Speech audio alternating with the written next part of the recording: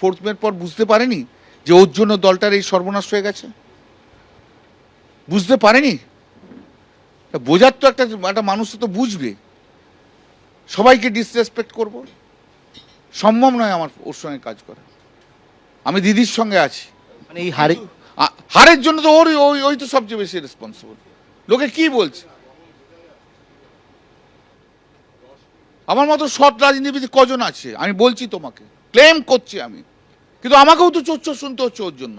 আমার ডাস্টবিনের মতো ব্যবহার করা হচ্ছে। অভিষেক বন্দ্যোপাধ্যায়ের ঔদ্ধত্য, খারাপ ব্যবহার সবকিছু ধ্বংস করেছে, এরকমই বিস্ফোরক মন্তব্য কল্যাণ বন্দ্যোপাধ্যায়। কল্যাণ বন্দ্যোপাধ্যায় এই মুহূর্তে রয়েছেন আমাদের সঙ্গে। কল্যাণদা, জানতে চাইবো আজকে আপনি যে এই কেসটা থেকে সরে দাঁড়ালেন কি কারণে?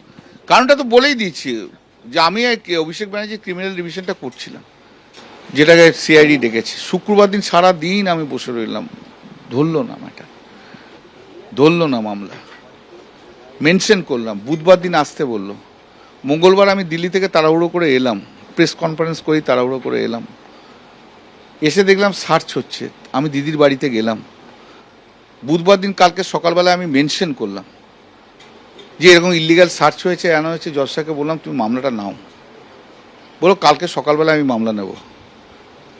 আজকে আর হবে না, কাল সকালে নেবো, লিস্ট পাবলিশ করা যাবে না, মামলা নেব। আমি চলে এলাম, আমি চেম্বারে এসে 12:30 একটার সময় একজন লয়ার এসলো, এসে বললো অভিষেক ব্যানার্জি বলেছে যে একটা রিট পিটিশন ফাইল হয়েছে সার্চ নিয়ে। আমরা সার্চ নিয়ে একটা রিট পিটিশন ফাইল হয়েছে, তুমি আমাকে বলোনি কেন ভাই? তাহলে সকালবেলা আমি মেনশন করতাম না। একই সার্চ তো দুটো জায়গায় সাবজেক্ট ম্যাটার হতে পারে না। আমি সার্চটা ইলিগাল বলেই তো আমি অর্ডারটা ওখানে রিলিফ পাবো, ওটা তো আমি চ্যালেঞ্জ করছি এখানে। তোমরা যে কোনো জায়গায় কাজ করো একজনকার বুদ্ধি নিয়ে করো, 4টে অ্যাডভোকেটের বুদ্ধি নিয়ে হয় না। আর যাকে ইচ্ছে দাও ভাই, আমার কোনো আপত্তি নেই। আর আমাকে ডাস্টবিন হিসেবে ট্রিট করবে না, আমাকে জানিয়ে দাও ভাই করবো কি করবো না। সারাদিন কেউ কিছু জানালো না, সকালবেলায় আমার ছেলে বললো রাত্রি 12:30টায় জানিয়েছে আমাকে বাদ অয়ন ভট্টাচার্য করবে, অয়ন ভট্টাচার্য আমার জুনিয়রের জুনিয়র, বলছে স্যাবি করবে, করুক। তা যার এত অ্যারোগেন্সি, যার এত ফ্লাকচুয়েটিভ, তার মামলা কেন করতে যাবো? 2022-এই তো আমি বলেছিলাম যে হবে না, এর দ্বারা দল থাকবে না, পুরনো বার করো, দেখো। আপনার সঙ্গে এর আগে হয়েছিল, আপনার সঙ্গে যে বয়স্ক মানুষদের 2022 হয়েছে, 2022 ওটা তো অন্যান্য ইস্যুতে হয়েছে।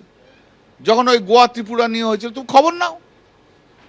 ডায়মন্ড হারবার মডেল নিয়ে বলেছিল, এই তো ডায়মন্ড হারবার মডেল আজকে শেষ করে দিয়ে গেল পশ্চিমবাংলা।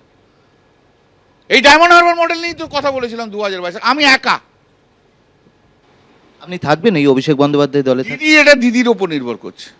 দিদি যদি মনে করে যে অভিষেক ছাড়া চলবে না, আমি খুব দুঃখিত যে আমাকে ছেড়ে চলে যেতে হবে, কিন্তু দিদি যদি মনে করে যে অভিষেক বাদ দিয়ে চলবে, তাহলে আমি আছি। বাদ দিয়ে মানে পদ থেকে বাদ না দল থেকে বাদ দিতে হবে, অ্যাজ এ নর্মাল একজন থাকবে, কিন্তু সেদিন তো ফিটার কিছু থাকবে না, তবে আমি রয়েছি, নালে নেই। কিন্তু সেদিন তো অভিবাদন জানাতে বললেন সবাই। সেটা তো অন্য কথা, আমি দিদি কি বলেছে দিদির সম্বন্ধে আমি কোনো কথা বলবো না, কিন্তু দিদি has to take a final call on this matter. ABP Ananda, এগিয়ে থাকে, এগিয়ে রাখে।